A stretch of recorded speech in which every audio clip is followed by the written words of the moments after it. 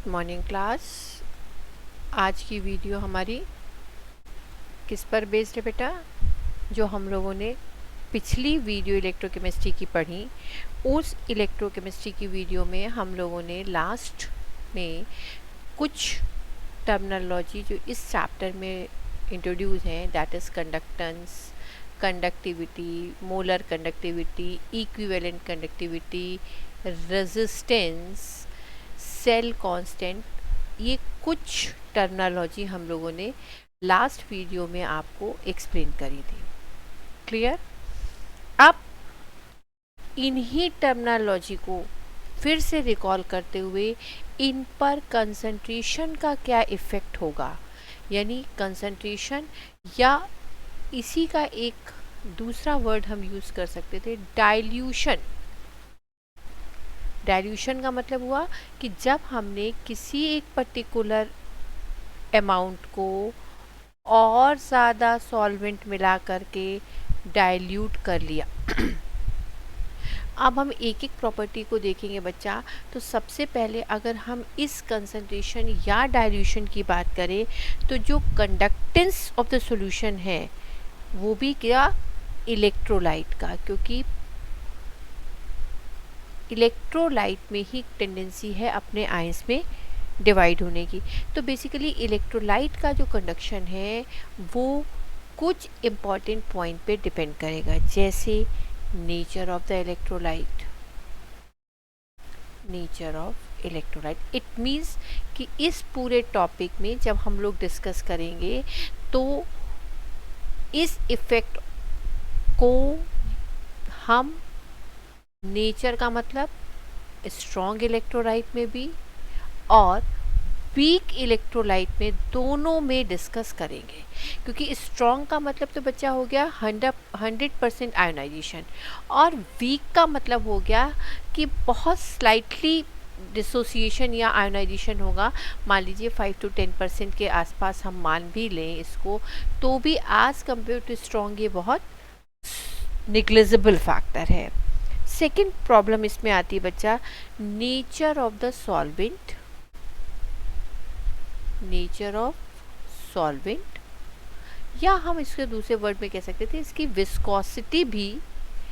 अब फिर वही बात आ गई कि विस्कोसिटी का मतलब यहाँ पर फिर कंसंट्रेशन से आ गया कि ये डिपेंड करेगा कि हमारे उस सॉल्यूशन का कंडक्टेंस कितना और कैसा है।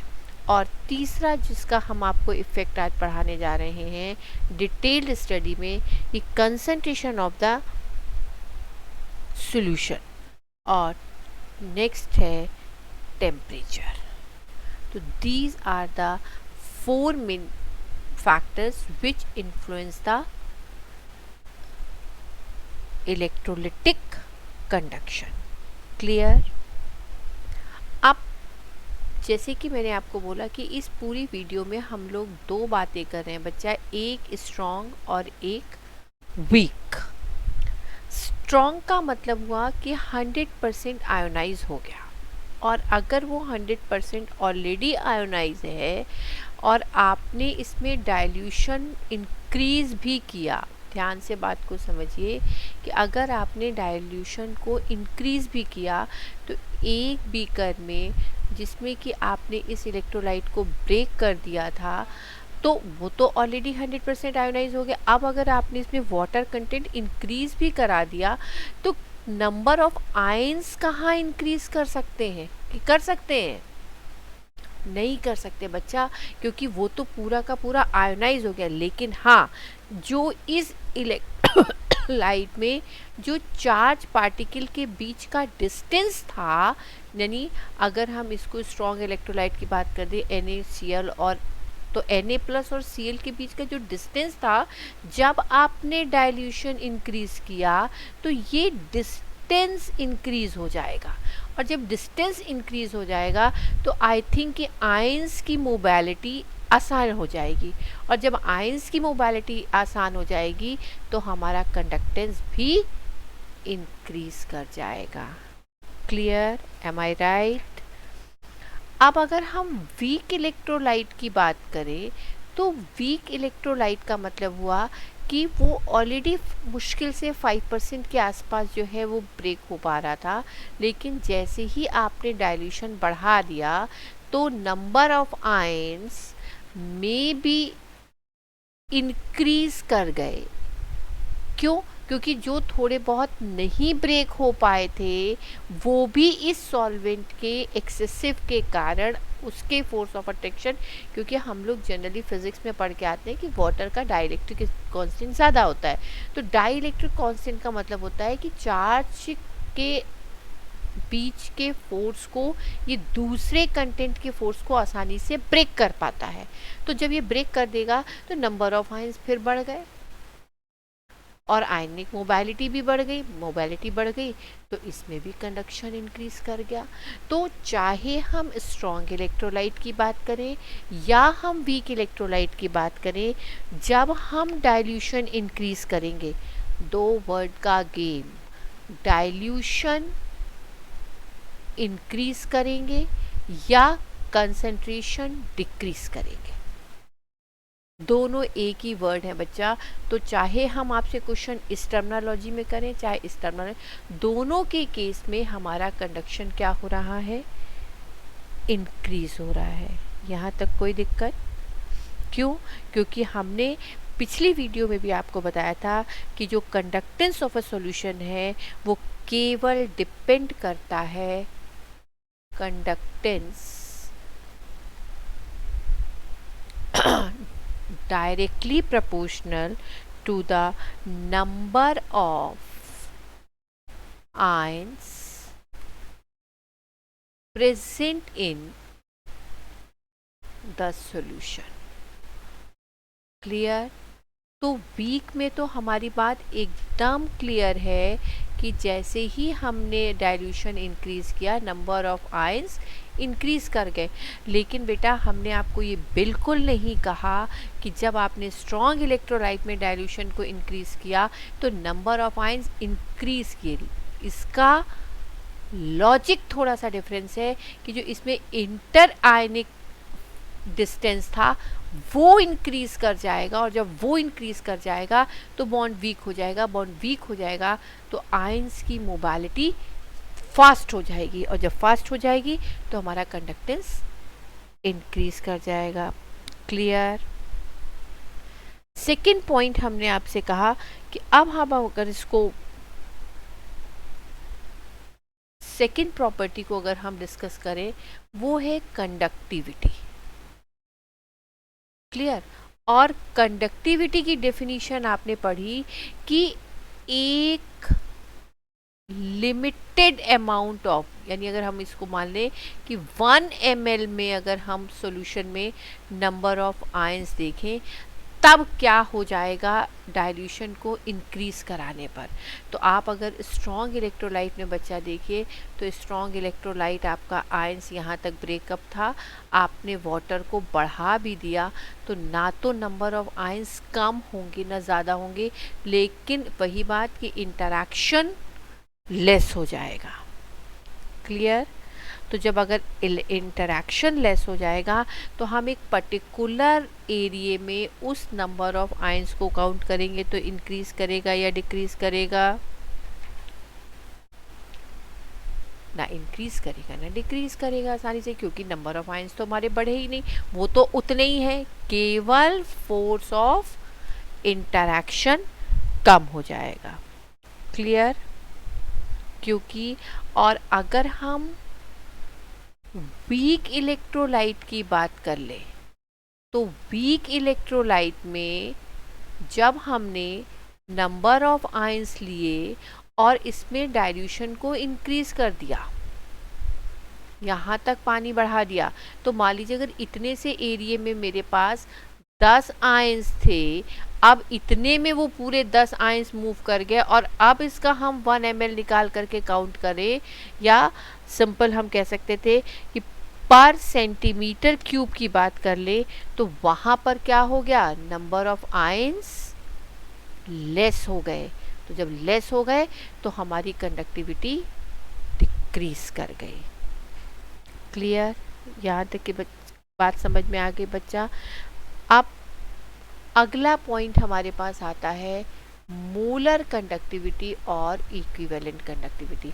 यानी इन दोनों के केस में हमने देखा कि कंडक्टिविटी डिक्रीज कर रही है, कंडक्टेंस इंक्रीज कर रही है, और मोलर कंडक्टिविटी और इक्विवेलेंट कंडक्टिविटी। मोलर का मतलब पहले भी मैंने आपको क्लियर किया था, मोल्स, और इक्विवेलेंट को हमने कंडक्ट किया था इक्विवेलेंट मास से। यानी इसको हम रिप्रेजेंट कर रहे थे नॉर्मेलिटी से और इसको हम रिप्रेजेंट कर रहे थे मोलारिटी से। ठीक, अब अगर आप मोलारिटी और नॉर्मेलिटी को आगे प्रोसीड करें, तब अकॉर्डिंग टू द फॉर्मूला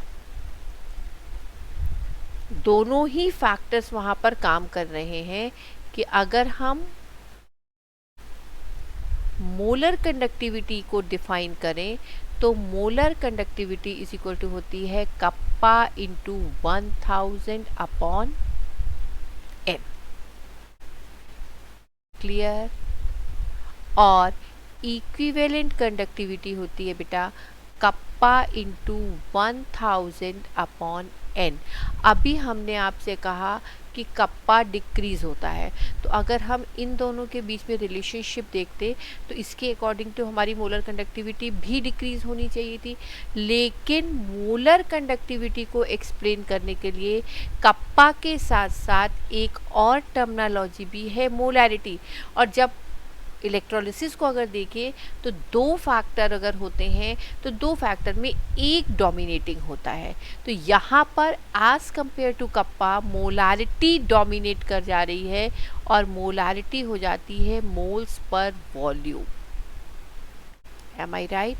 और जब हमने मोल्स पर वॉल्यूम की बात कर ली बेटा तो हमारा फॉर्मूला आ गया molar conductivity is equal to kappa into 1000 upon moles per volume. और ये जो आपका वॉल्यूम आ गया ये इस मोलर कंडक्टिविटी के डायरेक्टली प्रोपोर्शनल आ गया। तो जैसे जैसे डाइल्यूशन बढ़ाते चले जाओगे मोलर कंडक्टिविटी भी इंक्रीज करती चली जाएगी। क्लियर? सिमिलरली अगर हम इक्विवेलेंट कंडक्टिविटी को देखते तो नॉर्मेलिटी इज इक्वल टू होता है gram equivalent weight upon volume in litre. और इस इक्विवेलेंट कंडक्टिविटी को जब हमने फॉर्मूले को इस नॉर्मेलिटी को यहाँ पे पुट कर लिया तो फॉर्मूला आ गया kappa into 1000 upon gram equivalent into volume. अब यहाँ पर भी ये equivalent conductivity is directly proportional to the volume. It means when increases the dilution category then equivalent conductivity is also increases. इसका मतलब हमने आपको जो चार हेडिंग अभी बात करी कि जो कंसंट्रेशन पे क्या इफ़ेक्ट कर रही थी, पहली हमारी थी कंडक्टेंस जो हमने कहा इंक्रीज कर रही है। दूसरा हमने कहा कंडक्टिविटी, क्योंकि कंडक्टिविटी जो है वो कंडक्टेंस का ही एक फॉर्म है, यानी आयंस की ही बात करता है, लेकिन आयंस प्रेजेंट पर centimetre cube of the solution. Conductivity is the, कैसे आप मेजर कर रहे थे, आयंस प्रेजेंट पर सेंटीमीटर क्यूब। क्लियर? तो एक पर्टिकुलर एरिया में चूंकि आप इसको डिफाइन कर रहे थे इसलिए सिर्फ ये प्रॉपर्टी जो है वो डाइल्यूशन के साथ डिक्रीज कर रही थी। बाकी हमने मोलर कंडक्टिविटी देखा वो भी इंक्रीज कर रही है और इक्विवेलेंट कंडक्टिविटी देखा वो भी इंक्रीज कर रही है। क्लियर? और बोर्ड में जो आपका क्वेश्चन आएगा वो बेसिकली ज़्यादातर मोलर कंडक्टिविटी से रिलेटेड पूछा जाता है। तो चाहे मोलर को कहे या इक्विवेलेंट को कहे, हमारा लॉजिक अब सेम वैसे ही काम करेगा। तो अब अगर हमने नेक्स्ट हेडिंग पढ़ ली बच्चा कि मोलर कंडक्टिविटी को हम डिस्कस कर लें वेरिएशन विथ कंसंट्रेशन, दोनों कंसंट्रेशन के लिए फॉर वीक इलेक्ट्रोलाइट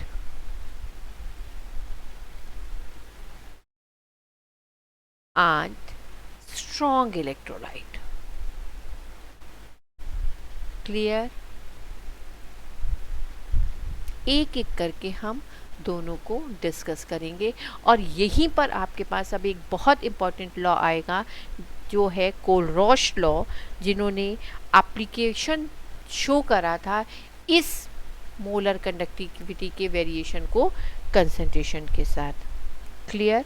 अब ये टू टाइप्स के इलेक्ट्रोलाइट्स जो हमारे पास हैं उनका इस कंसंट्रेशन या डाइल्यूशन से क्या चेंज आएगा। तो सबसे पहले अगर हम स्ट्रॉन्ग इलेक्ट्रोलाइट को देखते बेटा, तो स्ट्रॉन्ग इलेक्ट्रोलाइट में एक्सप्लेन करने के लिए एक साइंटिस्ट आए और इन्होंने एक रिलेशनशिप दिया जिसके बेस पर हम ग्राफ को प्लॉट करते हैं। प्लॉट किस में करेंगे? ऑब्वियस सी बात है कि जब हम कंसंट्रेशन के साथ मोलर कंडक्टिविटी के वेरिएशन की बात कर रहे हैं तो एक साइड में हमें मोलर कंडक्टिविटी लेनी पड़ेगी और दूसरे साइड में कंसंट्रेशन लेना पड़ेगा। लेकिन हम खाली कंसंट्रेशन के साथ नहीं लेंगे, यहाँ पर रूट ऑफ सी लिया गया, यानी अगर हम इसके रूट के साथ कंसंट्रेशन को और मोलर कंडक्टिविटी को ग्राफ को प्लॉट किया था, किसको? स्ट्रॉन्ग इलेक्ट्रोलाइट को, तो ये जो ग्राफ हमारे पास आया था वो थोड़ा सा चेंज आया था। अब आप कहोगे मैम ये थोड़ा सा चेंज आप बीच में से बना रही हैं, क्यों नहीं आपने इसको यहाँ पर टच करा दिया? बच्चा अगर हम यहाँ पर टच करा देते उस समय हमारा कंसंट्रेशन ज़ीरो हो जाता, और जब कंसंट्रेशन ज़ीरो हो जाता तो हमारे पास आयंस पॉसिबल ही नहीं होते। और ऐसा एरिया जहाँ पर कंसंट्रेशन ज़ीरो हो जाएगा उस फैक्टर को रिप्रेजेंट किया गया, मोलर कंडक्टिविटी ज़ीरो हो गई, जिसको एक नया नाम दिया गया लिमिटिंग मोलर कंडक्टिविटी। लिमिटिंग क्यों कहा गया? क्योंकि ये लिमिट है, इसके बाद वो काम नहीं कर पा रहा क्योंकि कंसंट्रेशन ही आपने ज़ीरो दे दी। अब हमने यहाँ रूट सी के साथ क्यों लिया? बेटा ये एक्सपेरिमेंटल डेटा है और जिसका फॉर्मुलेशन एक साइंटिस्ट थे डेबाय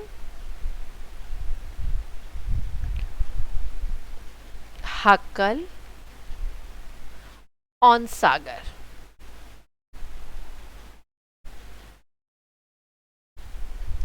इस इक्वेशन में इन्होंने लिमिटिंग मोलर कंडक्टिविटी और कंडक्टिविटी और कंसंट्रेशन के बीच में रिलेशनशिप दिया। इन्होंने कहा कि अगर molar conductivity at C concentration, किसी भी कंसंट्रेशन पर, मान लीजिए हमारा कंसंट्रेशन ये है, मान लीजिए कंसंट्रेशन ये है, क्योंकि कंसंट्रेशन की डिजिट इधर के साइड जाएंगे तो इंक्रीज़ करेगी, क्लियर, और ऊपर के साइड जाएंगे तो मोलर कंडक्टिविटी इंक्रीज़ करेगी। तो अगर रिलेशनशिप देखें तो molar conductivity at C concentration is equal to molar conductivity at infinite dilution minus under root C. यहाँ पर जो ये ए लिया गया है ये डेबाय हक्कल ऑन सागर का इक्वेशन था बेटा, जहाँ पर ए कांस्टेंट है और ये कांस्टेंट डिपेंड करता है टाइप ऑफ इलेक्ट्रोलाइट को। अब टाइप ऑफ इलेक्ट्रोलाइट्स हम कैसे एक्सप्लेन कर सकते थे? देखिए इसको भी समझिएगा थोड़ा सा कि कई बार केवल एक डायग्राम फॉर्म में ही आपको इलेक्ट्रोलाइट के बारे में दे दिया जाता है, इलेक्ट्रोलाइट का नाम नहीं दिया जाता है, ठीक है। तो हम कैसे उसको आइडेंटिफाई करेंगे? जैसे हमने अभी आपसे कहा कि चूंकि हम बात कर रहे हैं स्ट्रॉन्ग इलेक्ट्रोलाइट की, तो स्ट्रॉन्ग इलेक्ट्रोलाइट क्या होते हैं? जनरली या तो सॉल्ट होते हैं या HCl है, स्ट्रॉन्ग एसिड या स्ट्रॉन्ग बेस की बात करते हैं। मान लीजिए हमने कुछ सॉल्ट ले लिया, NaCl ले लिया, BaCl2 ले लिया, MgSO4 ले लिया। ऐसे सॉल्ट अगर मैं नाम से दे दूं तब तो आप मुझे आइंस बता ही देंगे, ठीक है।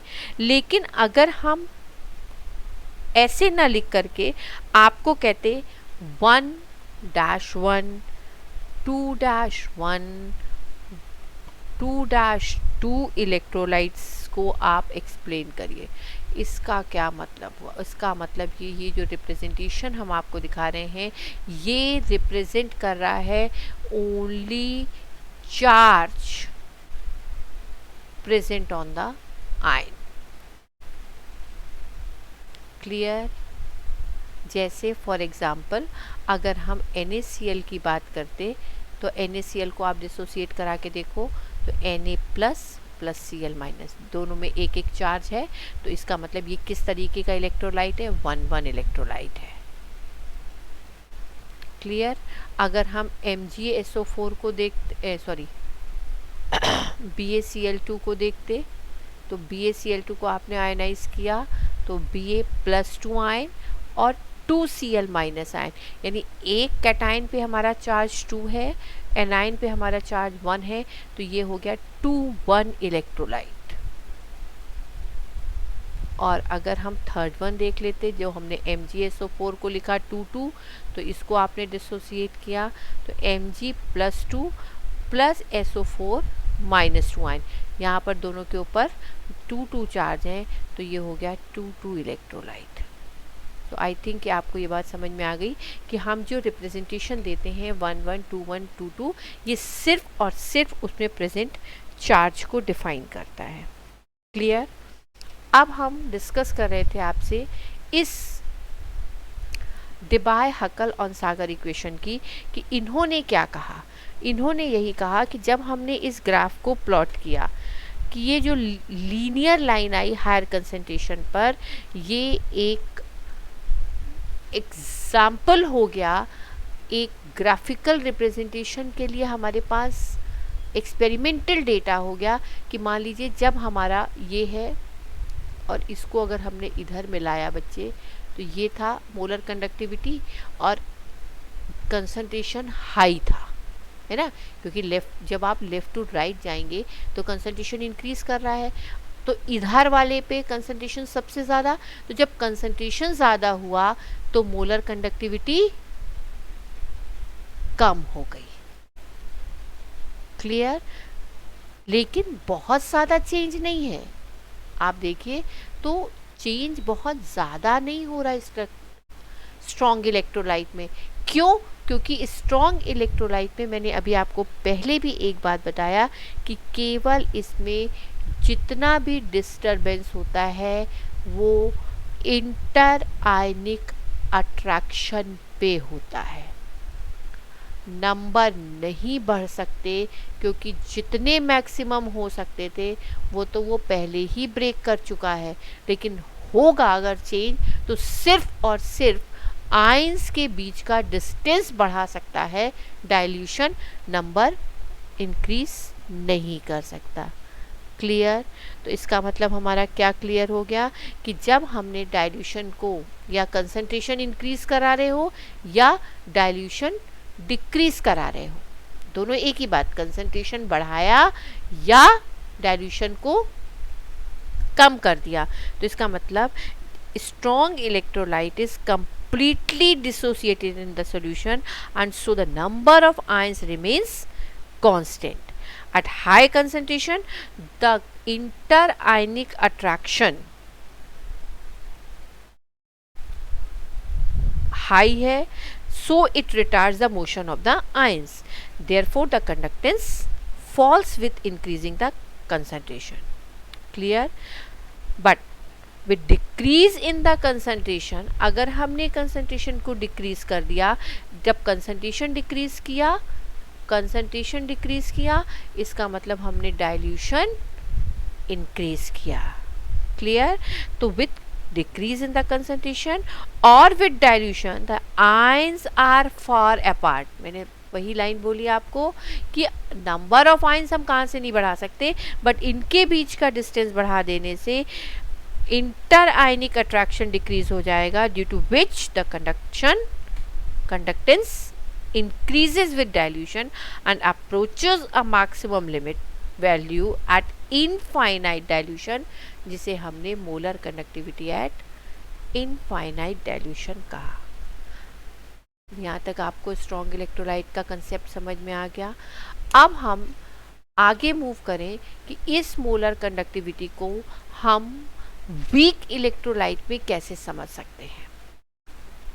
और वीक का मतलब होगा कि जब हम डाइल्यूशन बढ़ाएंगे तब यानी कंसंट्रेशन डिक्रीज कर रहे हैं और डाइल्यूशन इंक्रीज कर रहे हैं। ये फॉर वीक इलेक्ट्रोलाइट। और जो वीक इलेक्ट्रोलाइट का कंसेप्ट आएगा बेटा, उसका मान लीजिए अगर हमने एक एग्जाम्पल एसिटिक एसिड ले लिया और इसका ग्राफ भी प्लॉट करा, किसके किसके बीच में बेटा, molar conductivity at C concentration, और इधर हमने ले लिया अंडर रूट सी वाला जो डिबाय हक्कलॉन सागर का था, तो वो हमारा KCl यानी स्ट्रॉन्ग इलेक्ट्रोलाइट के लिए तो थोड़ा सा आया, लेकिन वीक के लिए जब हमने इसका ग्राफ प्लॉट किया तो ये कर्व आया। तो स्ट्रेट लाइन ना आकर के इतना ढेर सारा वेरिएशन, इसका मतलब कि जब आपने डाइल्यूशन को इंक्रीज किया तो एसिटिक एसिड में जो कुछ कंटेंट अनआयोनाइज्ड हो रह गए थे वो भी आयोनाइज्ड हो जाएंगे और नंबर ऑफ आयंस इंक्रीज करेंगे। जब नंबर ऑफ आयन इंक्रीज करेंगे तो हमारा कंडक्टेंस भी इंक्रीज कर जाएगा। क्लियर? इट मीन्स कि for a weak electrolyte shows that there is a very large increase in the conductance with dilution, especially near infinite dilution। जैसे जैसे हम इसके पास इनफाइनाइट डाइल्यूशन की तरफ बढ़ते जाएंगे ये चेंजेस हमारे आते चले जाएंगे, ये धीरे धीरे इंक्रीज करता चला जाएगा। Clear?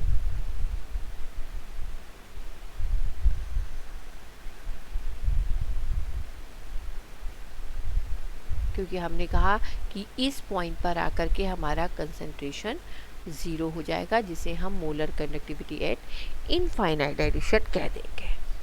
Clear? So increase in the conductance with decrease in the concentration is due to the increase in the number of ions. Clear? Number of ions. But फिर वही बात कि ये इसको टच नहीं करेगा, it does not reach a limiting value, ये limiting value की तरफ नहीं टच कर पाएगा। बीच में ही किसी एक कंसंट्रेशन तक हम इसको केवल एग्जामिन कर सकते हैं। This problem was finally solved by Kohlrausch, who put forward a law known as Kohlrausch law। कौन सा प्रॉब्लम? कि ये लिमिटिंग मोलर कंडक्टिविटी तक क्यों नहीं जा पाता है। Strong electrolyte becomes linear near high dilution and this can be extrapolated to zero concentration to get the value of the molar conductivity at infinite dilution। but for a weak electrolyte, ये हो गया strong जिसे हमने KCl का लिया, और ये हो गया हमारा वीक का कर्व जिसे हमने एसिटिक एसिड का लिया। कि for a weak electrolyte molar conductivity increases steeply on the dilution, especially near low concentration. Hence, an extrapolation to zero concentration is not possible। zero concentration पर ये possible नहीं हो रहा था। Experimentally also it is not possible to determine the molar conductivity at infinite dilution for a weak electrolyte through the dissociation is complete। क्योंकि आप बेटा इस पॉइंट पर आकर के डिसोसिएशन नहीं होगा, क्योंकि वीक की भी अपनी एक लिमिट है जिसे हमने इंक्रीज कराते कराते कराते कराते यहाँ तक लाए। अब यहाँ के बाद ये आयोनाइज नहीं हो पा रहा। इसी प्रॉब्लम को सॉल्व करने के लिए मैंने आपको बोला था कि इस चैप्टर में ये एक बहुत इम्पॉर्टेंट लॉ आता है जिसे हम कहेंगे कोलरॉश, USCH, कोलरॉश। मैं इसको और आपके लिए क्लियर लिख दूँ, स्पेलिंग लिख लीजिए, क्योंकि कई बार ये पूछा जाता है, बहुत इम्पॉर्टेंट है आपके एग्ज़ाम पॉइंट ऑफ व्यू के लिए। KOLRAUSCH,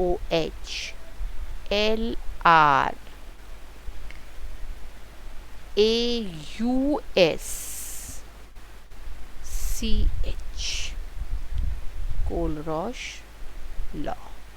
इन्होंने जो लॉ दिया जिसमें इन्होंने वीक इलेक्ट्रोलाइट की प्रॉब्लम को, जो कि इनफाइनाइट डिल्यूशन में स्टडी नहीं की जा रही थी, उसको डिस्कस करने का कुछ क्राइटेरिया फाइंड आउट किया।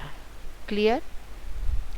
इन्होंने बताया कि जो molar conductivities infinite dilution depend कर रही है, वो किस पे डिपेंड कर रही है बच्चा? नंबर ऑफ आयंस पे। पहली बात तो क्लियर कर लो, पूरा टॉपिक हमारा केवल नंबर ऑफ आयंस पे चढ़ा। लेकिन ये जो नंबर ऑफ आयंस हमारे आए, ये एक डेफिनिट कंसंट्रेशन तक तो आयोनाइज होंगे, लेकिन उसके बाद आयोनाइज नहीं हुए और उसके बाद ये नॉन इलेक्ट्रोलाइट की तरह काम करने लग गए। लेकिन हमने आपको पहले भी बताया कि हमारा जो कंडक्टेंस है वो किस पे डिपेंड कर रहा था? नेचर ऑफ द सॉल्वेंट पे भी डिपेंड कर रहा था, ठीक, और नेचर ऑफ द इलेक्ट्रोलाइट पे भी डिपेंड कर रहा था। कौन सा इलेक्ट्रोलाइट किस सॉल्वेंट में मिक्स किया जाएगा जिससे maximum number of ions collect हो सकते हो। क्लियर? तो कोलरॉश ने कहा कि individual contribution of the ions, कौन कौन से आयंस? Cation and anion. पर हम यहाँ पर अगर वीक को देखें तो CH3COO minus and H+ ion. अपने आयंस जो इंडिविजुअल आयंस हैं किसी भी इलेक्ट्रोलाइट के लिए, वो उनकी molar conductivity total molar conductivity को इफेक्ट करती है। बात समझ में आई? मतलब इनके अकॉर्डिंग जो इनका लॉ आया, वो लॉ कहता था कि द लिमिटिंग मोल, देखो लैंग्वेज को आप फॉर्मुलेटेड फॉर्म में लिखो, the limiting molar conductivity of an electrolyte is the sum of limiting ionic conductivities. Ionic conductivity means cation and anion की molar conductivities में, and each conductivity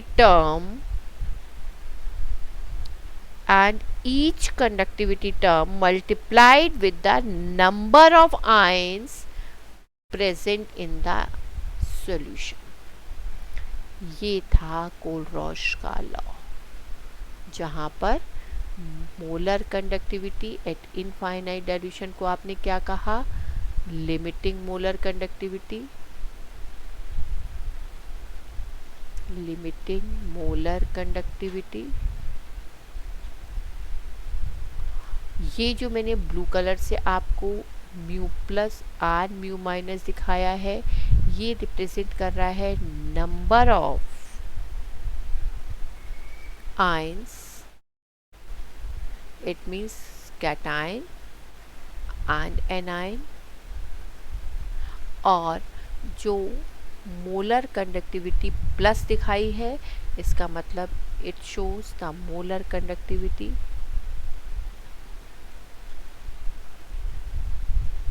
for cation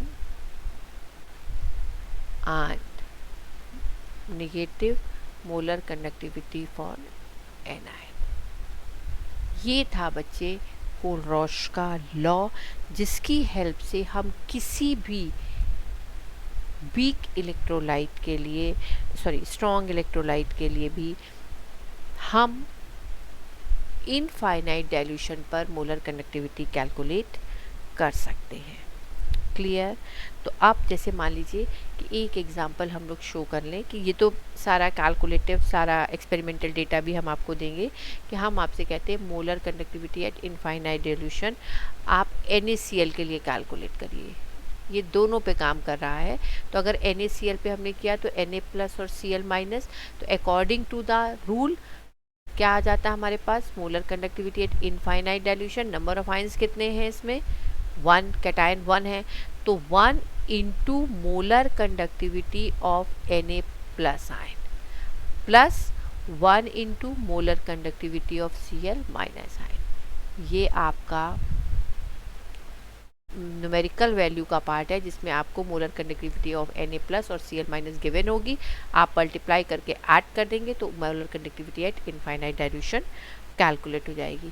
इसी तरीके से अगर हम आपको कह देते हैं molar conductivity at infinite dilution for barium chloride calculate करिए, then you find Ba+2 ion plus 2 Cl- ion, और तब हमारा अकॉर्डिंग टू द लॉ क्या बनता कि molar conductivity at infinite dilution for barium chloride equal to number of ions of cation is 1, so 1 into molar conductivity of Ba+2 ion plus 2, because anions की कितनी नंबर है? 2, तो 2 into molar conductivity of Cl- ion. I think ये आपको समझ में आ गया कि कोलरॉश लॉ कैसे हमने स्ट्रॉन्ग इलेक्ट्रोलाइट के लिए एप्लीकेबल किया।